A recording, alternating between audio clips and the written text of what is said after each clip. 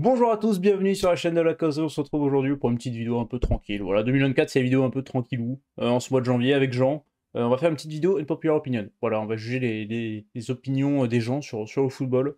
On est parti sur un petit subreddit et du coup on va découvrir les avis, on va donner nos avis. Voilà, on va critiquer les gens puisqu'on a la science infuse évidemment. Nous sommes des experts de tout et de rien. Comment il va? Eh ben écoute, il va très bien. Quand il faut analyser des analyses, moi je suis parfait. Voilà. Enfin, je pense que comme tu l'as dit, on a la science infuse. Le savoir football, il est ici, il est chez nous. Donc à nous de décortiquer tout ça. Voilà, il faut donner nos avis sur des avis, analyser l'analyse. Tout ça, c'est pour nous, voilà. Évidemment, on rigole, hein, le football, chacun a son avis, il se vit différemment, mais on est là pour rigoler. Je propose qu'on démarre tout de suite.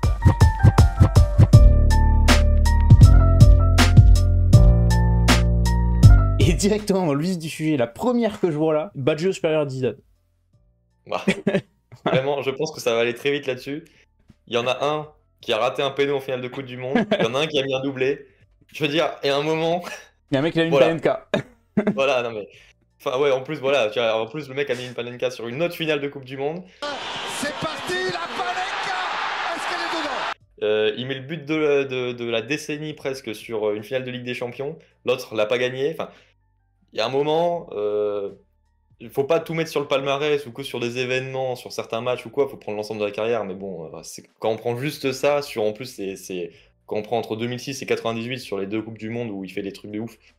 euh, Zidane, bah, enfin, je veux dire, il y a presque une décennie. Donc, enfin, à un moment, j'aime bien Baggio, hein, c'est voilà, Ah, on adore mais Roberto bon. Baggio, mais je suis pas sûr. En plus, il y a vraiment aucun argument, c'est juste Baggio supérieur à Zidane, et on sait pas sur quel point.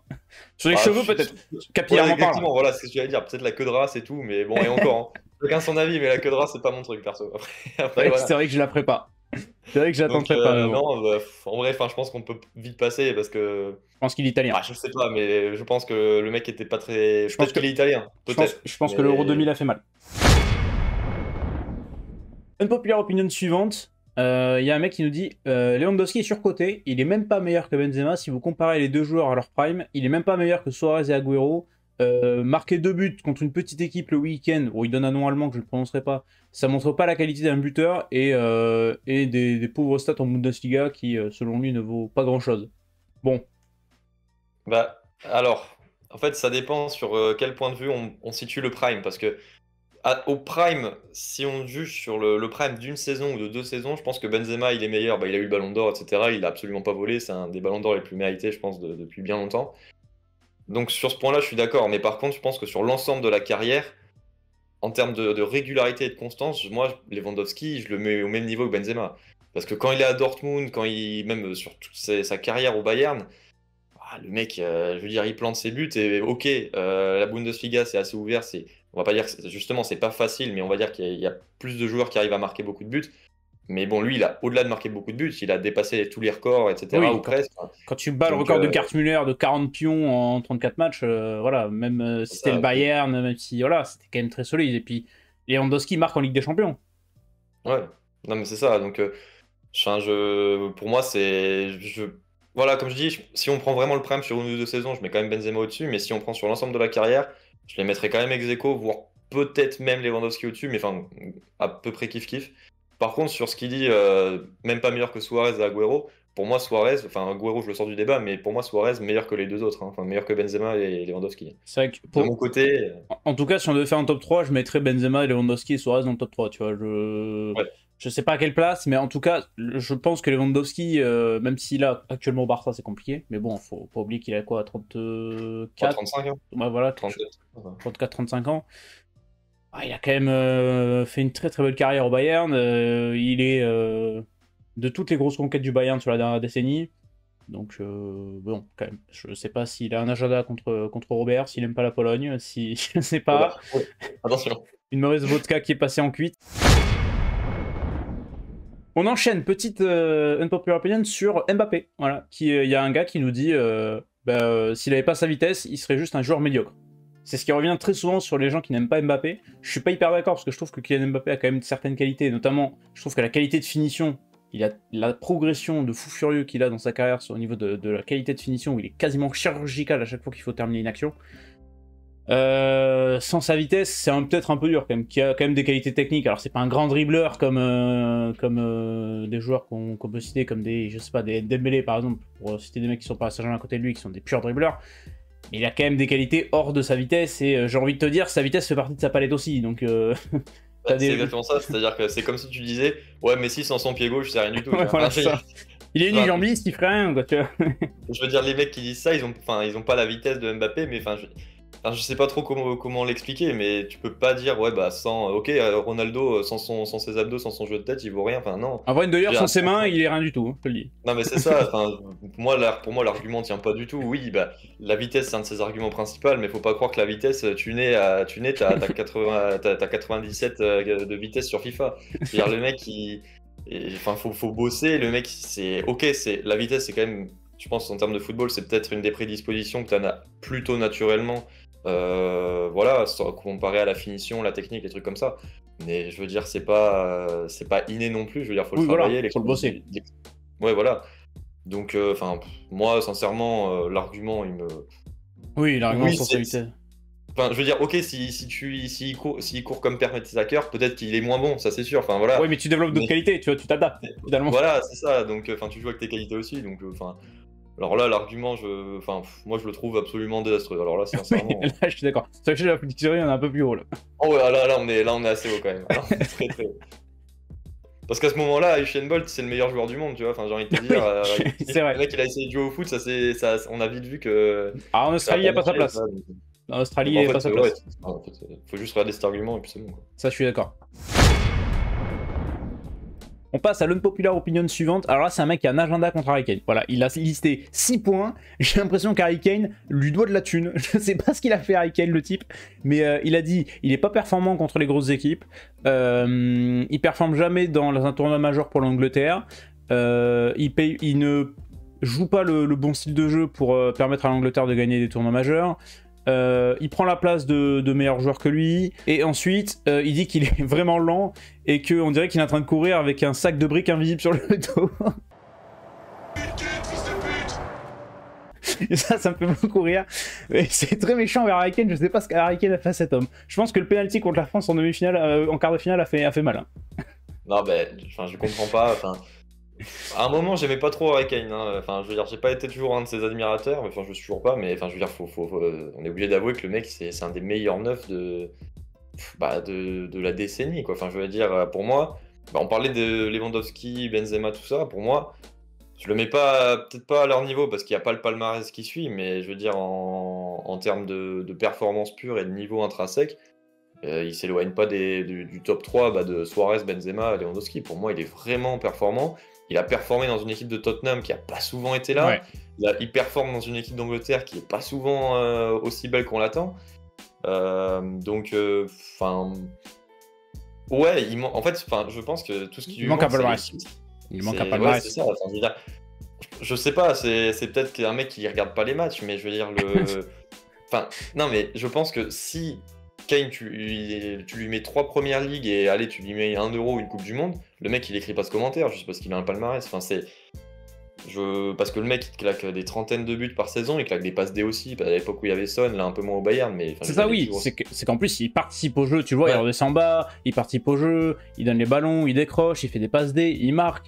Ouais, il a toujours minimum 15 buts par saison en PL. Oh, minimum, ouais. C'est.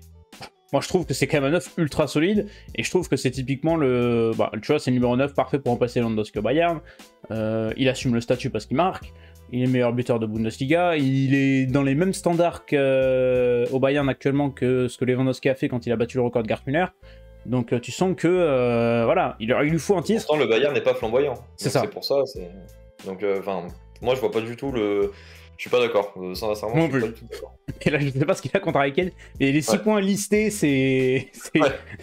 Il a pris du temps pour le préparer, pour l'écrire. Donc... Ah, il était à Epsi, là. Il y a quelqu'un qui nous dit, Nathan 420, je vous jure que c'est pas moi, voilà, qui nous dit « Le football excitant est mort après la Coupe du Monde 2014 ». Je suis pas trop d'accord, ouais. Bon... Parce qu'on était minots, c'est tout, on était jeunes. Tout, on a ce... Après... c'est vrai que la Coupe du Monde 2014, c'était quelque chose. Et la Coupe du Monde 2014, c'était bien. C'était l'été, le Brésil. Ah ouais. C'était au collège, tranquillement. C'était. C'est ça. Enfin, je suis pas d'accord avec lui, mais c'est vrai que quand même. Je vais pas dire que. Je pense que dans mes souvenirs foot, la Coupe du Monde 2014, c'est un de mes meilleurs. Et pourtant, la France est pas si folle que ça. Non, c'est en quart contre l'Allemagne. Contre une Allemagne C'est ça. qui recherchait le titre et qui était Mais, invincible. mais je trouvais ouais, que c'était vraiment, vraiment bien, tu vois. Enfin, c'est vraiment, je pense, un de mes meilleurs souvenirs de football, la Coupe du Monde 2014. Alors, je suis pas d'accord avec l'avis, mais Ouais, Coupe du Monde 2014, t'as la Colombie de James Rodriguez, t'as les Pays-Bas qui se vengent de l'Espagne en leur plantant 5 pions. t'as le but de Van Persie. là. T'as même la fameuse demi-finale, la plus grosse humiliation Oui. de l'histoire du foot. Enfin, ça, C'est fou. ça, pour moi, c'est incroyable. Donc, non, et puis même après, le but de Götze, surtout la finale, même Oui. si la finale est globalement très chiante, t'as le but de Götze à la toute dernière, dans les derniers instants. Donc, enfin, c'est. T'as le raté Non, d'Higuaín juste avant. Ouais, c'est ça. Donc, ah non, c'est. Et après, quelque chose. le football est pas mort en 2014. Enfin, franchement, quand je vois les années d'après, on a quand même pris du Non, mais plaisir. c'est vrai que. Parce qu'on est moins. Enfin, Parce qu'on là, après, grandit, je sais pas. de la Coupe du Monde, mais c'est vrai que. Je sais pas si. En fait, je suis en train d'y réfléchir là en même temps, mais est-ce que j'ai trouvé enfin, un tel moment d'épanouissement pendant la Coupe du Monde 2014 à un autre moment. Coupe du Monde 2018, peut-être parce qu'on la gagne, mais je sais pas, c'est aussi parce que j'étais beaucoup plus jeune aussi, hein, Ouais. mais je sais pas, je sais pas trop. Mais c'est vrai que. Enfin, en tout cas, c'est sûr qu'il est pas mort, mais c'était peut-être. Enfin, en tout cas, pour moi, c'était peut-être le prime. C'était peut-être le prime. Football 2014. En termes de football international, peut-être. En termes de Non, mais football même, tu vois, même global, si- je trouve que j'ai pris du plaisir à suivre des campagnes de Ligue des Champions et tout après, tu vois. Oui, non, mais bien sûr, mais tu vois, même sur celle-là, sur celle de 2014, t'as quand même le Real pour la décima avec contre l'Atlético, la tête de Ramos à la toute dernière minute. Enfin, c'est. C'est un beau cru l'année 2014, quand même. Ah ouais, pour moi, c'est vraiment une très très belle année, quoi. Donc, Il faudrait qu'on fasse une tier list des années de foot. Enfin, des ah saisons. ouais, des saisons, ouais, on pourrait faire une tier list des saisons de foot. À partir de et, 2010, parce que nous, après, on était trop petits, donc on va pas avoir tout. On est des minots, donc. Ouais, non, mais en vrai, je suis très très chaud, hein, parce que ça peut être pas mal. Et ça je pense peut que, être- justement, pour préchoter un peu, je pense que l'année 2014, je sais pas si elle sera tout en haut, parce que j'ai pas réfléchi encore au truc, mais je pense que. Belle Elle peut être concurrence. top 3. Ouais. Et Ouais. ça peut être un beau concurrent, ouais. Dernière, je pense, au popular opinion de cette vidéo, tout simplement, Arshavin. Bon, alors, je sais pas s'il a gagné grand chose, mais Arshavin n'est pas un flop. Voilà, c'est tout. C'est juste placé là. C'est pas un flop, alors là, c'est tellement. Enfin, sur son passage à Arsenal, d'accord, on va dire que oui, c'est pas un flop dans le sens où c'est. Juste une déception. Un flop. Ouais, enfin voilà, c'est une déception, mais en fait, sa carrière est un flop dans le sens où son prime a duré si peu de temps, et enfin, en fait, il a pas atteint son prime parce qu'il était tellement jeune, etc., que. Enfin, Non, enfin. Ouais, c'est peut-être pas le mot flop qui est bien utilisé, mais tellement déceptif, quoi, parce que c'est. Enfin, je veux dire, ça aurait pu être un des tout meilleurs joueurs, enfin, pas au niveau de Ronaldo Messi, parce que c'est la période de Concorde, mais un cran en dessous, quoi. Je veux dire, à cette période, t'as qui? Bah ouais, t'avais, comme on dit, t'avais les Suarez, les trucs comme ça. Enfin, c'est pas le même poste, hein, évidemment, mais ça aurait pu être dans ce style de joueur, quoi, de ce style de joueur qui sur une saison peuvent concurrencer un peu potentiellement des stats, enfin des performances de Messi ou Ronaldo, quoi. Donc, C'est ça, on attendait beaucoup d'Arshavin. Et puis il arrive quand même cher, je crois qu'il arrive pour une quinzaine de millions d'euros à Arsenal à l'époque, c'est quand même pas non plus. je sais pas le transfert, mais Il me semble que ouais, je vais aller voir sa page transfer market, c'est quoi Arshavin, ça va nous aider. Il arrive pour 16,5 millions d'euros à Arsenal à l'époque, le 8 juillet 2009. Bah rien quand même pour un transfert, même si on est en 2009, donc forcément ça va jouer. On est le 31 janvier, pardon, il arrive à l'hiver 2009. Il a 105 matchs de Première Ligue, 23 buts, 27 passes décisives. Il a 34 matchs de Ligue des Champions, 4 buts, 8 passes D. C'est vrai que les stats sont pas forcément ultra flamboyantes. Après, c'était pas non plus un genre de statistique. Décisif une fois sur deux en Première Ligue, c'est. Oui, non, c'est pas mal, honnête, c'est vrai. C'est vrai que c'est honnête. C'est vrai que c'est honnête. C'est vrai que c'est très très honnête. Puis bon, c'est pas non plus un attaquant de pointe, donc j'attends pas de lui qui marque Ouais, 45 c'est ça. buts et délivrer 35 Moi, passes D. Mais je trouve ça très plutôt- honnête. Ouais. Puis même- Surtout que enfin, c'est le Arsenal qui commence un Oui, peu avec la. à être un peu moins performant. Donc c'est pas. Je veux dire, il arrive pas chez les Invincibles avec Patrick Vieira, Pires et Henry, quoi. Donc Donc non, moi je trouve...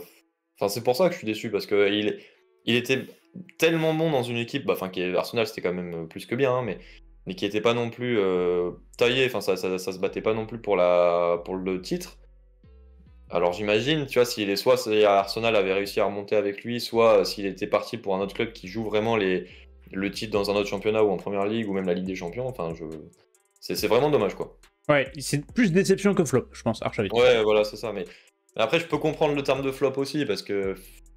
Enfin, en fait, je sais pas combien de temps. Ça a duré quoi, 2 ans? Enfin, entre guillemets, son prime à Alors, Arsenal. il arrive en hiver 2009 et il part en février 2012 au Zénith. Ouais, c'est ça, quoi. Donc, ouais, c'est 2 ans. 3 ans. Donc, c'est.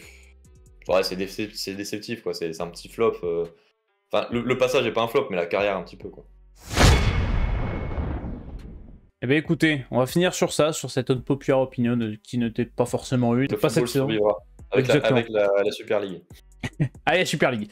Voilà, ça va se faire des potes. N'hésitez pas, si vous avez aimé cette vidéo, si vous appréciez ce genre de contenu, à vous abonner, à liker, à nous suivre sur Twitch tous les mercredis à 19h, évidemment, n'oubliez pas.